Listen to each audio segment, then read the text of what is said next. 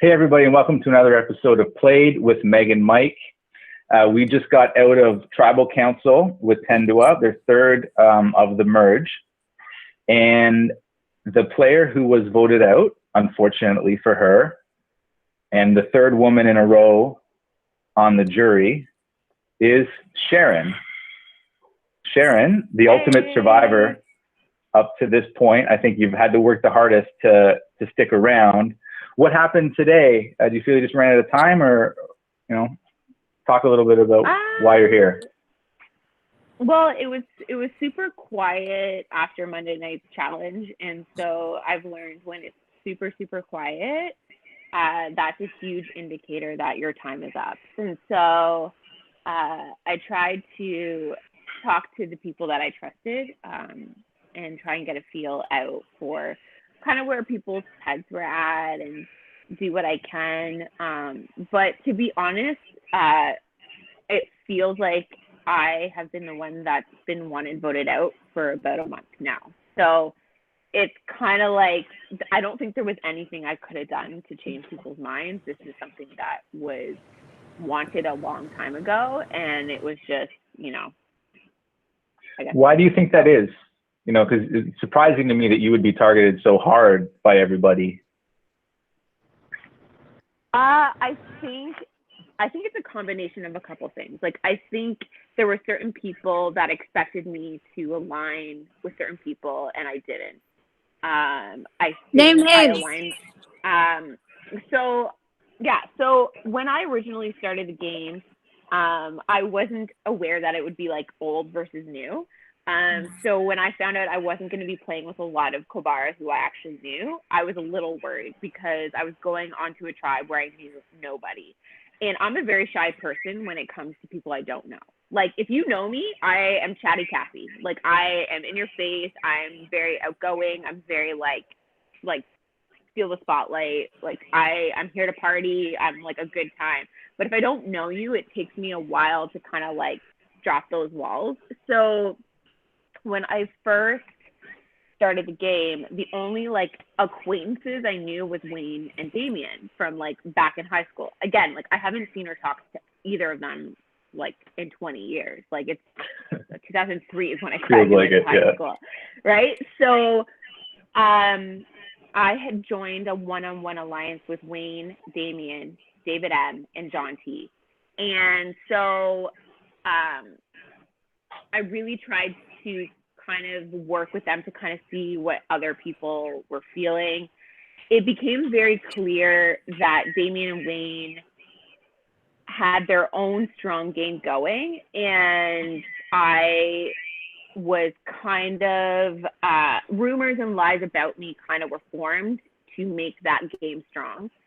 And so when I had no conversation with Jim, Ian, or Andre, it was very easy, I think, for them to believe the things that were said about me. And because I was aligned with David M and John T, who, as we know, David M was the next to be voted out, it automatically, if she's on the wrong side, she's, someone we need to get rid of. Now, that obviously quickly changed. And the majority changed. So I worked really well with that majority as time went on. And then, Mike, you switched the tribes up. So now I was with Chelsea, who was the person I originally signed up because of, was Chelsea. And I aligned with Chelsea. But David S had also been with us. So David S and I had also become very tight. And so we worked really, really well together. And so I kind of found him as like my go-to person. We would call each other and screenshot things to each other and like just kind of like double check things. Right. And then we lost David S. And so I was like, shoot, like, I've lost one of my allies. And I knew Chelsea was super close with Cowan. I knew she knew Jordan. And she'd been with Kyle on Kobara. So I was like, okay, like, now what do I do? I didn't want to put her in a tricky situation where I'm like one person she's going to have to like stick her neck out when she has already a group of people that she could easily align with. So yes, Chelsea and Kyle were super, super close and tight, but what people don't know is those park hangings I also was a part of. So I was also a part of that 3-person alliance with Kyle. So Chris, you're welcome for winning that idol. I also helped with that, which ultimately lost my friend. So you're welcome. Yeah. So if you voted for me tonight, I'll try not and hold it against you. So obviously, like, it was pretty apparent that Kyle and I were aligned on our votes, but people didn't know, like, I actually became friends with him outside of the game, along with Chelsea. Chelsea and I obviously were aligned, but I think there were moments where we realized we needed to not always be together, because I think that would definitely put a target on both of our backs. And for me personally, I didn't want people to assume that I would only work with certain people, because I felt like that just puts an automatic target on your back. Because if someone doesn't want that person in the game, if you're connected to that person, then you've now got a target on your back. So I was really trying hard to kind of even out kind of my relationships with different people, and align myself with strong players, and try to play the social game as much as I possibly could, knowing that my challenge game wasn't always the strongest. I tended to be stronger in the times it didn't count.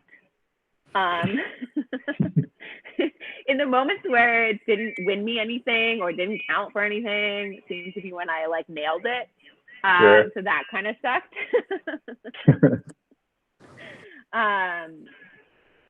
So yeah, did that answer that question? I'm like, now. And more.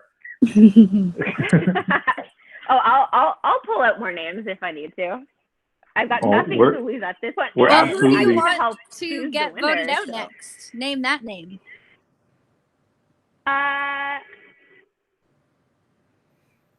Who do I want voted out next? That's a good question. I think it's a mix of a couple people. So I would say, like, right off the bat, I would say slowest bat ever. They're all kind of tied. So, like, I would love to see, like, Chris, Jordan, and John T voted out. Voted out? Yeah, next. Peter, I'm not going to say he's not a good vote out, because I think he's good at his game, and I think he is a big threat for a lot of people further along. I feel like John T's kind of, and Jordan, both of them have been able to stay out of the limelight a little too easily. I think they've allowed a lot of other people in their alliances take the target more than they have. You want to see them? You want to see them have to sweat a little bit. Have to sweat, yeah. I know Jordan really pushed my name for 3 of the 5 tribals in Klabara. Why, so Jordan? I'm very aware of that. John T. Honestly, like, I think we worked really well in Navala, but it was very evident once the tribe switched, like, to the 3 tribes and the merge, he was definitely going to be with friends, which I totally understand. But I don't think he's had to play the game as hard as a lot of the other ones have had. Chris, because he got my friend Chelsea out, and it was a bit of a dick move. So, also being someone who helped him win that idol, it wouldn't hurt to see him go. Was it fun back on original Navala to turn the tables on Damien and Wayne and Jim and everybody? Okay, so the Wayne vote, I honestly didn't know how that was going to go. Now, I was surprised that my name had come up, but I was surprised that Wayne definitely went home. I knew I knew that Bruce had an idol, it was a strategy that we were really pushing hard to flip the Hamilton alliance on Wayne, but I didn't know who that would be against. So yes, I'm glad Wayne went home at that point, because then I would have gone home if he hadn't. The Damien vote was the sweetest thing ever, because that's what Ruth said too. That's so good. Damien ghosted me so many times, but yet I got you, girl. I've got your back. Like, we're in this. Like, just like, trust me. So after that night that Wayne went home, he's like, sorry, I thought you were going home. So I was like, oh, so like, you don't have my back. So it was kind of like a really good like middle finger to him, the following vote, to be like, well, I don't have yours either. So sucks to be you. And I think too, like, Mike, it also painted probably more of a negative picture on your family, because I hadn't heard from Jim or Ian at all until Wayne got voted out. And I reached out to Jim and Ian. So never heard from Ian again after that. Jim sent a proposed alliance between me, John, and Ruth 15 minutes before Tribal that Sasha was supposed to go home but didn't. Definitely played his cards there. And then after Sasha didn't go home, he then added Sasha and then wrote us a very well novel about this proposed alliance.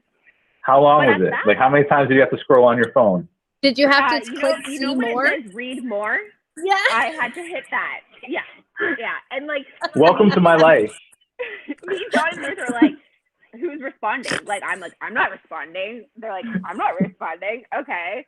And then after listening to your dad's played video and him just expressing like, hey, like, I didn't reach out to certain people because I knew I didn't need them. I had the numbers. I was like, well, why would you expect me, who was part of that group you just never wanted to work with, want to put my neck out for? When, you know what I mean? So I was like, why would I go against the group that's been willing to work with me this whole time, to work with a group that has made it very clear that I'm not part of that group?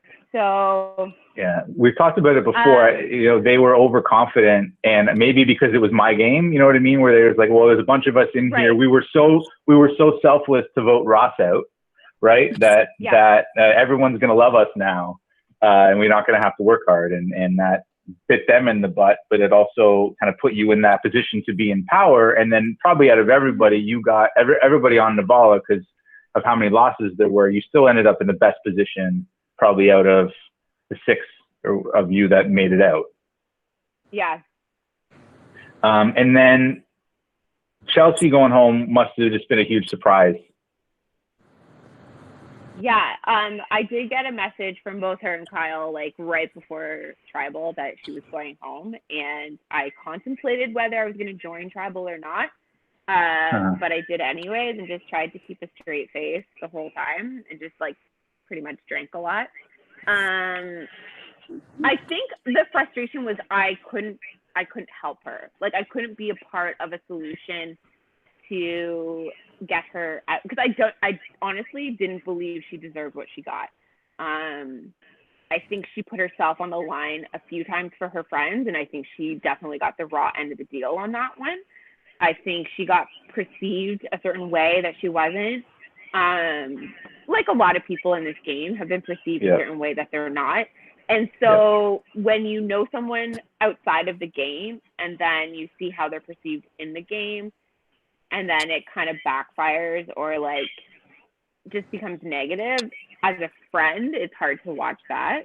So that was definitely a hard thing to watch. I think too, a lot of people assumed she was my protector, which was also very hard to see as well, because I hadn't played with her this whole time. It was a very short time that I played with her. You were the one who worked hard. She had an easy road. But it got back to me that, you know, people assumed she was my protector. And So, I mean, that was also hard to hear a little bit because it downplayed the hard work that I had done up until this point. And the lack of Sharon, willingness. you did such a good job. Agreed. And the lack of willingness for like people to want to work with me, like just based on assumptions of my associations. And I think, Mike, that's why like a lot of times I was like, Mike, stop associating me with people, because I feel like a lot of the target on my back and a lot of assumptions of who I was based on the people that I was connected to. And understood. I didn't think that was fair. And so I think I pretty much pushed the opposite narrative almost obnoxiously. Not meaning to, but I just knew that, like, just from past seasons of Survivor and how people get voted out, you want to be careful who you're associated with. You want to be able to show your game. You want to be able to show that, like, you're worthy of being where you're at without being assumed anything. Yeah, you're completely right, and I'm certainly guilty of doing some of that as well. It was very confusing for me, Kabar, because it wasn't going the way I was expecting it to, and I didn't know like how to ask questions. I didn't know, you know what I mean? Because it's like I don't know. Am I supposed to assume you're working with Chelsea? Am I not supposed to do that? Am I supposed to assume Chelsea's working with Cowan like she always does? And it wasn't, so it was kind of confusing. But you're completely right that like I during those votes assumed you were going home too, right? And I got surprised by all that, which is great for the game, but also kind of showed some bias I think that I had in terms of Cowan and Graham and hoping that they would get far. And obviously that would have to be at the expense of somebody in those situations. I thought that was going to be you. And honestly, I'm glad it worked out the way it did, because I think, like I said, you've kind of been the ultimate survivor up to this point, and I think had to work the hardest. Do you think on this vote specifically, there was anything that you and Kyle or, you know, anyone else who voted for Peter could have done to get one more vote?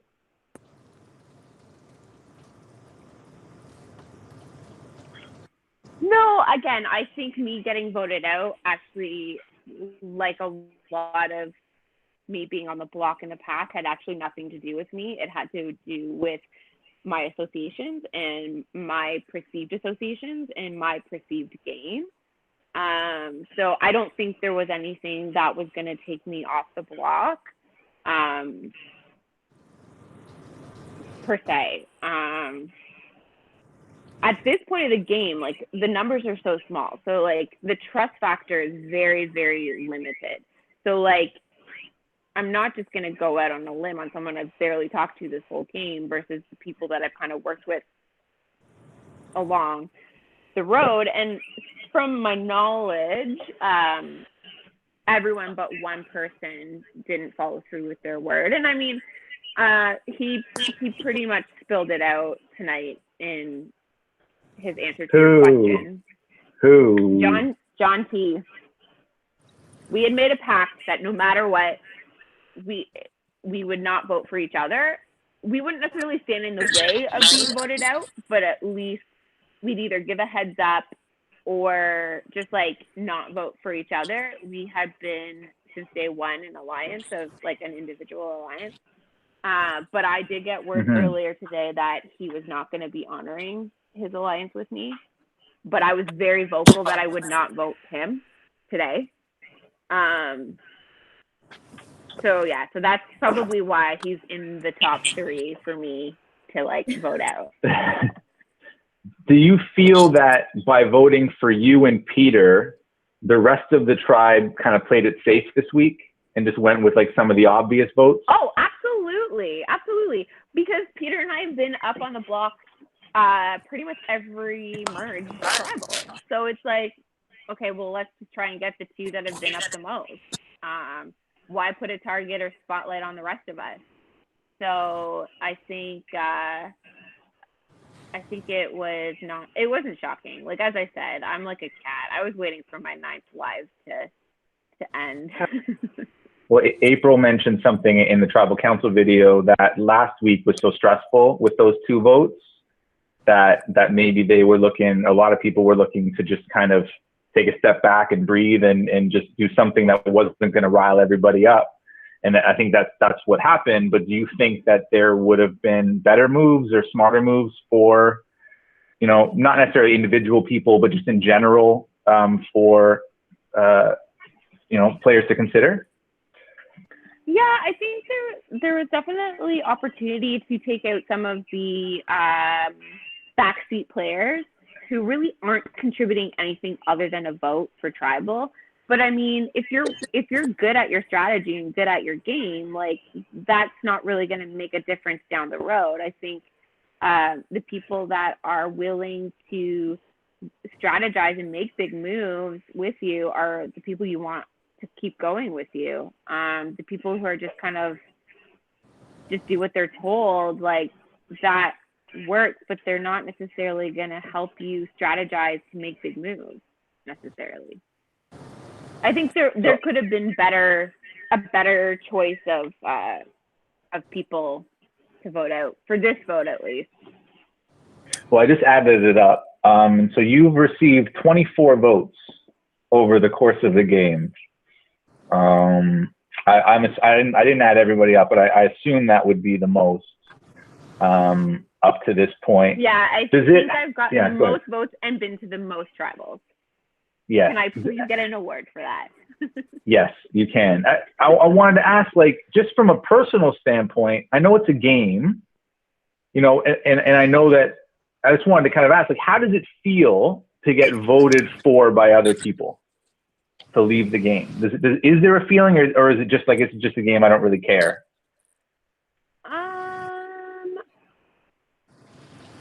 I think the in-between stuff has affected me more than, like, the actual tribals and votes against me. I hate confrontation. Like, my family laughs. Like, I'm the first person to run away. Like, the moment something negative, I'm like, I'm out, peace. Like, you figure it out. I'll be back when it's right. like it's done. So to be someone who has been a part of controversy, started controversy, or said things that people don't like is actually very much out of my personality. So it has stretched me as a person to either stand behind what I've said or apologize when I need to apologize, or stand up for myself when no one else is going to stand up for myself, which I don't think is, like, the thing you do on tribals. I think people are very aware it's being recorded. It's going to be on the internet for life. So I think the work that you do in between is actually more important, and the conversations that you have in between is more important than the time that you come to tribal.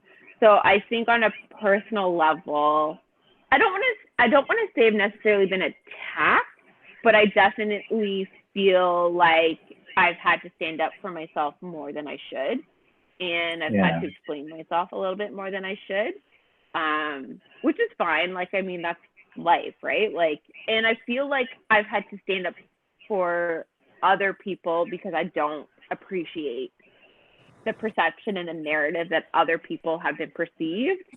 And that's like, if I'm going to be confrontational and I'm going to take the heat, it's on behalf of other people being attacked.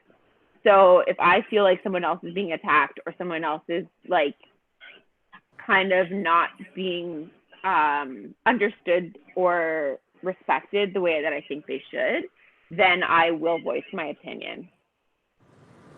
Well, Ruth made a good point. I can't remember now if it was in the video or just to me after, but that it's just like kind of just like real life. It's like any group of people, right? Like, yes, it's not necessarily about the game. It's about putting 30 people together and then just letting them loose to communicate with each other.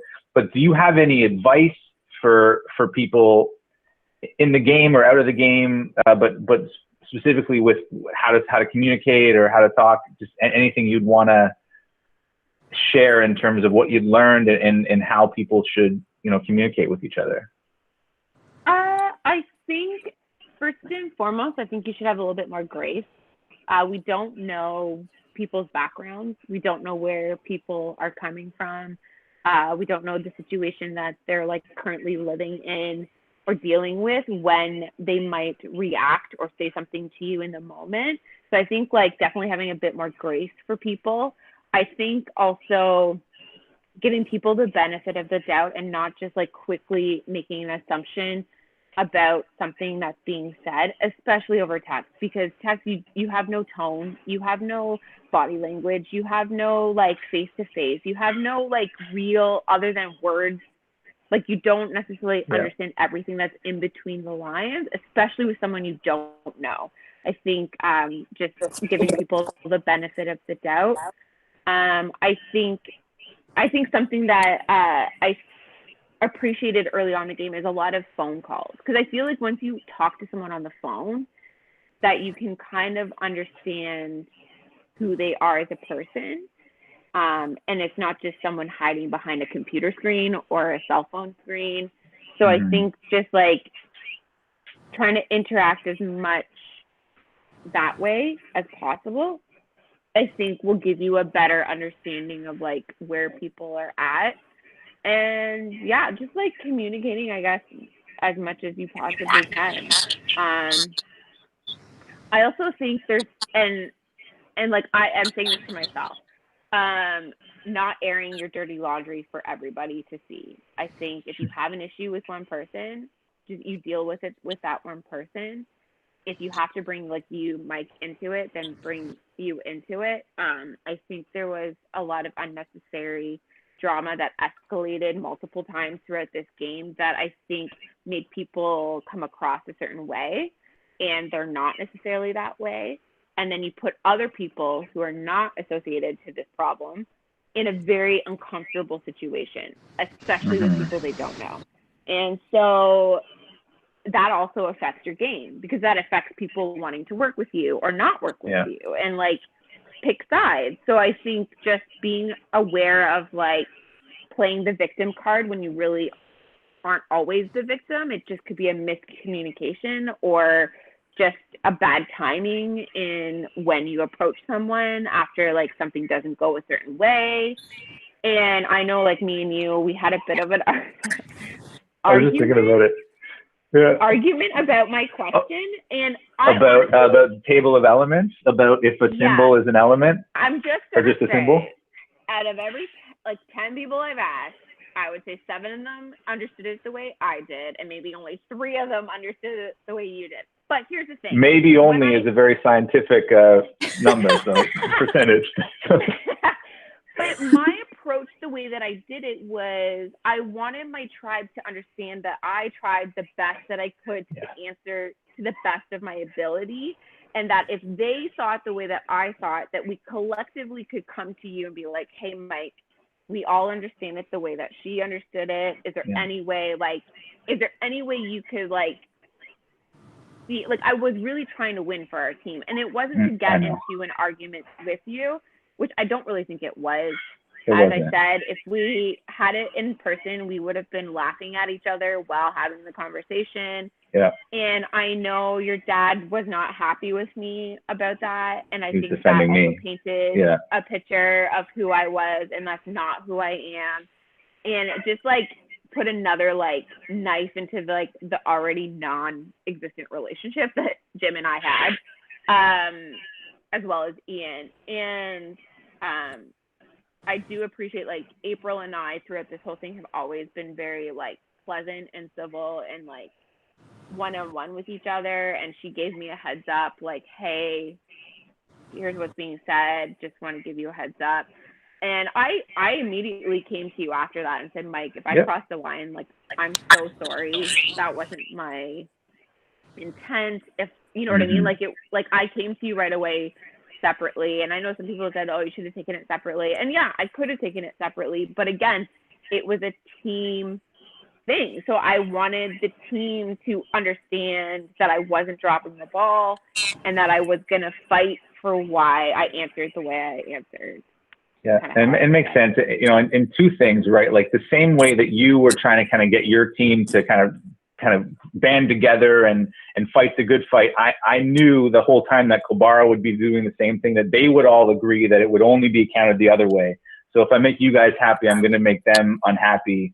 And what that ends up doing to me I end up blaming myself for it. You know what I mean? I end up saying, well, I left room for interpretation. Thank you, Meg. Appreciate that. But you know what I mean? I left room for interpretation. And so when I'm frustrated, it's really at myself for kind of leaving that opening for confusion. And yeah, we dealt with that right away. And it was like, but there were repercussions with other players, which was kind of the most annoying part. But again, part of the social experiment, right? And you beat all those people in the game by a lot. Yeah. You know? Good job. What was your, you know, aside from voting Damien out, which we know was a really bright spot for you and Ruth, was there any other parts of the game that you really enjoyed, you know, the most?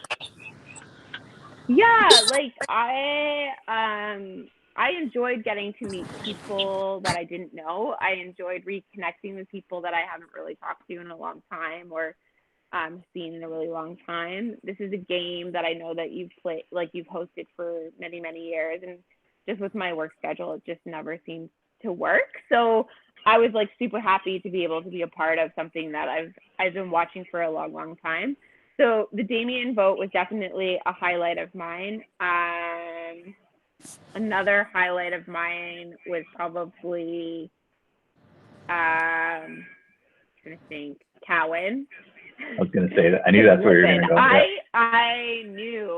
I knew what was going on. And like, I think that's the other thing that I just want to like, I guess, tell people. I'm a lot more aware than people gave me credit. Just because I wasn't necessarily chatty with everybody doesn't mean I didn't have things come back to me. And I am known for keeping secrets. So if someone tells me something, I'm not going to tell someone else what I know. So I was very aware. There wasn't a lot of moves that happened that I did not know. And again, I think people underestimated me a little bit on that aspect, which I think made it easy to have a target on my back, because it's like, oh, she'll have no clue, so let's get her out. But I ended up lasting as the 12th person out, so I was the top 12 people in a game of 30 people. So I can be proud of that, at least. Mm-hmm. I outlasted a lot of my alliances, minus Kyle. So I can be proud of that. I was the top 2 girls out of now 10 guys. So I can be proud of that. Trying to think what else I was super proud of. Well, just to your point earlier, you know, we gave a lot of credit, I think, to Kyle, because he was like being in the open as like not necessarily a villain, but like making these big moves. And I think nobody really knew how involved you and Chelsea were, but that was by design, right? Yeah. And so, you know, people, myself included, didn't really give you guys enough credit. We only found out after the fact, and that's a shame, honestly, but it kind of ended up having like negative repercussions for you guys. I wouldn't have told you about Kyle and I like knowing, like becoming friends outside of the game if Chelsea hadn't already said it. Yeah. So like once she said it, we kind of said, okay, like when it comes down to like the 3 of us, as we get voted out, we'll reveal that like we've been in alliance since Kabara started, and that like we've been meeting outside of the game as friends. So yeah, and then like helping Chris win that idol. Which he had no idea. Yeah. He had zero idea that Chelsea and I also were there with Chris, with Kyle, trying to like find as many words as possible for that crossword, and ultimately it got Chelsea voted out. Well, and I think my video just cut, but I remember how paranoid Cowan was on those votes, that like something was up, but he didn't know exactly what. And he was like freaking out so much. And it was like, and I was like, dude, just trust Chelsea. Just trust Chelsea. Like, you played with her this long, you're going to have to trust, you know what I mean? Just stop. Yeah. But he was like going crazy that he knew something was happening. And I can imagine how much fun that would have been for you guys. Oh my gosh. It was so much fun. It was so hard to keep a straight face. It was so hard to not let anything spill. as I said, like, I'm a good secret keeper, but my face often isn't. So, like, I was trying really hard to not have any facial expression that was, like, out of the ordinary. So that was definitely one of those moments where I was like, just play it cool. Don't lead on that you know something's coming. Right. I think we lost Mike. Oh, there you are. You can still hear me. Yeah, you lost my video, and I'm going to have to figure out how to rejoin the call. And when my internet cuts out sporadically throughout the day, it's kind of It's a okay. nightmare. We can handle it, Mike. Yeah, go ahead. It's all Meg, good, Mike. question. Sharon, who do you want Yes. to win? Kyle. Why?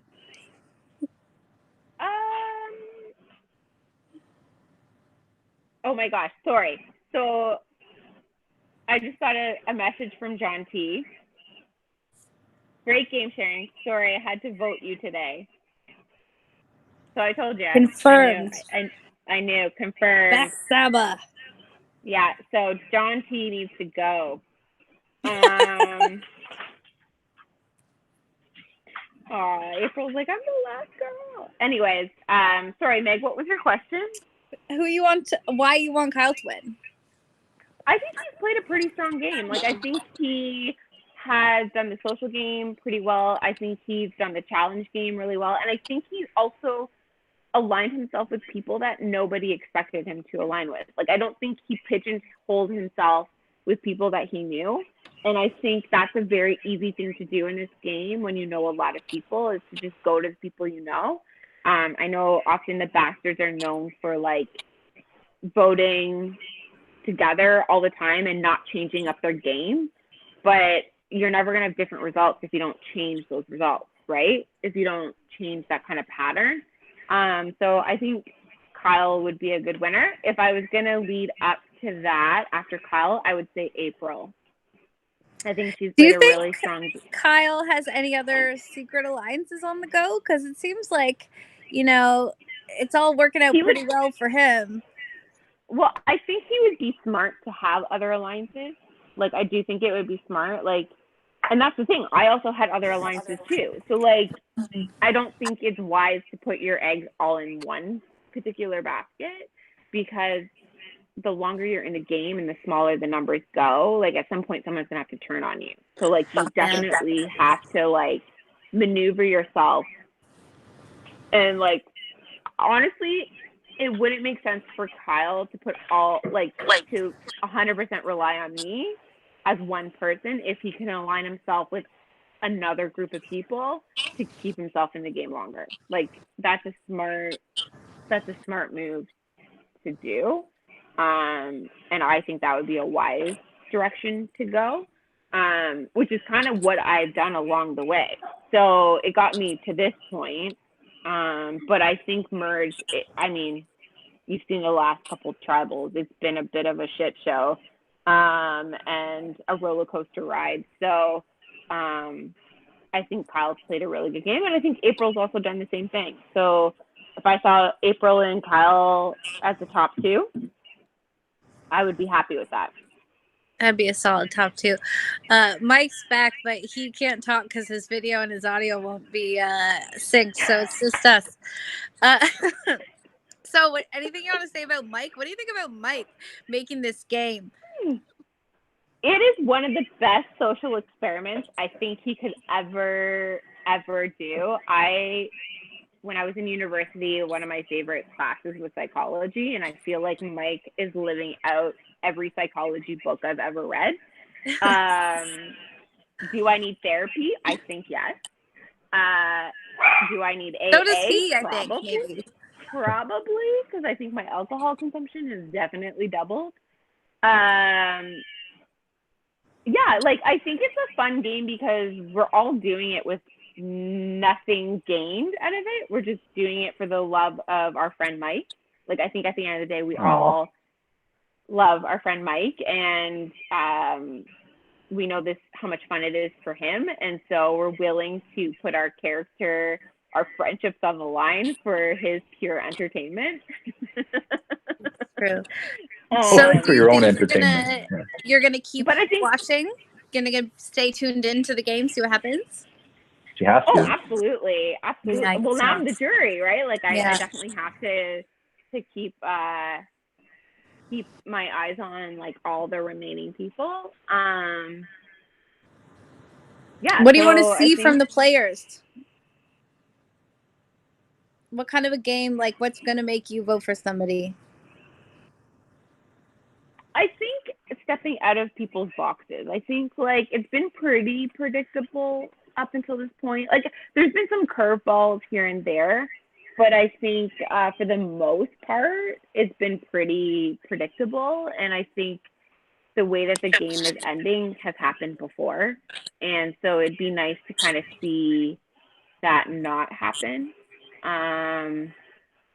which would be nice. So I feel like I would lean towards the people who are willing to take a risk and willing to step out of their comfort zone and not hide behind other people who are telling them what to do.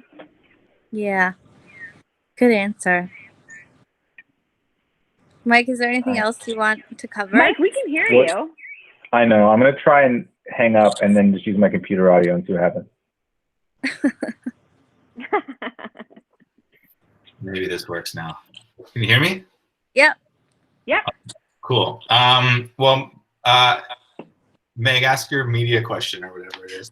What's the best thing that you saw, watched, read, listened to over your isolation period?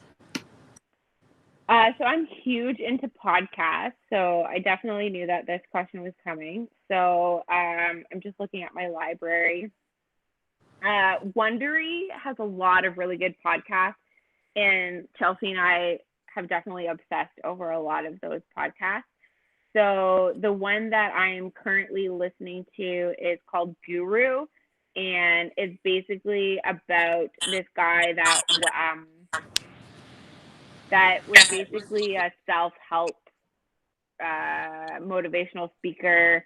He did like a sweat lodge and like 3 people died, and it was like all about how he was able to basically mind control a group of people and eventually be held accountable for it. And then I'm also listening to an Australian podcast called The Teacher's Pet, and it's an unsolved mystery of a wife that disappeared, and they think her husband I think was they part saw of that it, one. and he like did they? Okay, I haven't got to the end of it yet. But it might have been after the podcast, but there's a lot to that one. Good one. So I love The First Degree. So basically that's 3 hosts who interview family members that are connected to some sort of like either unsolved case or a solved case. Crime Junkie, My Favorite Murder, who I got to see Karen and Georgia live last February. In Toronto? Yep, amazing. In Toronto. Yeah, I might have cried when they came out on stage. I went by myself. That's how obsessed I am with that. I love those that. 2 women. I would have gone with you. These are all really dark. Yeah, we got a true crime thing going on. I love it. Yeah. She's a cold case queen. Okay, so I have a lot more true crime, but I'll move on from that. Comedy-wise, In Bed with Nick and Megan. So Nick Offerman and Megan O'Malley. Mullally.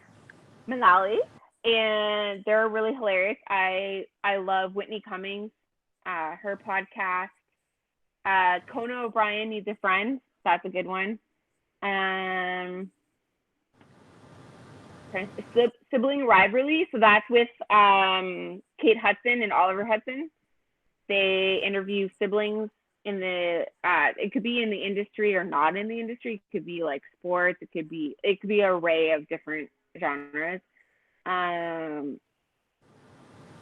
Swipe Left.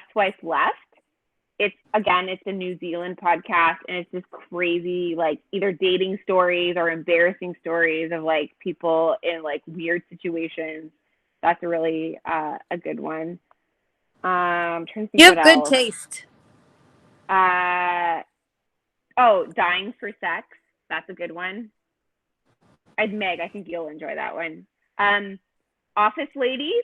So that's basically they're going through Angela Kinsey. Yeah, they go through And every Pam. episode and rewatch it.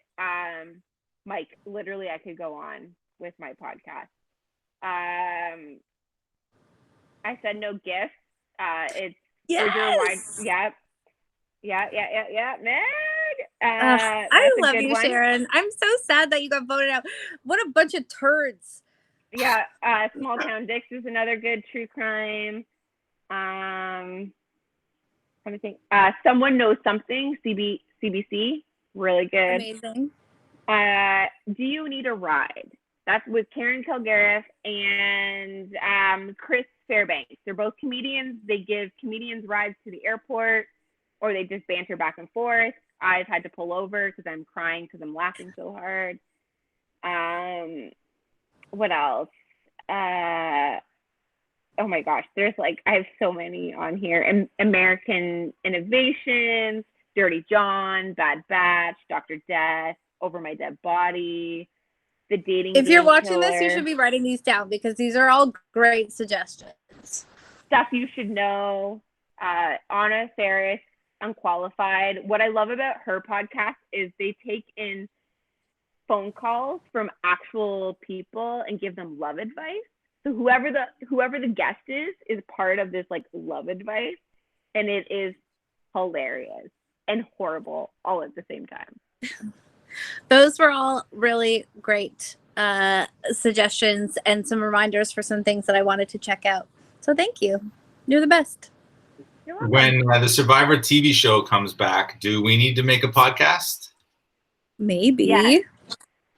Okay, because I'm sure that there's... I'm going to say yes. And then, Mike, you can use that, nifty little mic phone we got. I know. I need to figure all that out. So I need that pair of headphones, too. But anything else you want to say before we disconnect here? I don't think so. I think I pretty much said everything I needed to say. I'm looking forward to being on the jury and not Exile Island because I heard they're pretty ruthless over there. Yeah, literally ruthless. And I get to join my friend Chelsea. But yeah, I think that's about it. I guess I can now focus on work now that I'm back to work. Get back to your 100 podcast. Yeah. Well, I think you played the best game we've seen so far, and I'm really impressed and sad to see you go. Yeah, I'm sad to leave it, but I saw it coming. I saw the writing on the wall, and I think you do get to that point where it's how much fight can you give if people really don't want you there? And, it was getting to that point where I was like, okay, I'm going into my 4th or 5th tribal where I'm down to almost a split vote, or I'm 1 vote off of being voted out. It's just if I'm not wanted, why fight it? You know what I mean? Well, they're lost, Sharon. Yeah. Agreed. Well, thanks again for playing. I'm really excited to have you on the jury and excited to get the point of view of you and Chelsea and Ruth over there. Maybe and I hope people realize I'm now on the jury. So you keep that in mind. Their fate is now in my hands. Well, that's a perfect note to end on. Great video. Thanks for doing this. Thanks for playing so much, and looking forward to chatting with you more on the jury. Okay. All right. Sounds good. Take care. Guys. Have a good night. Bye. Have a good night, everybody.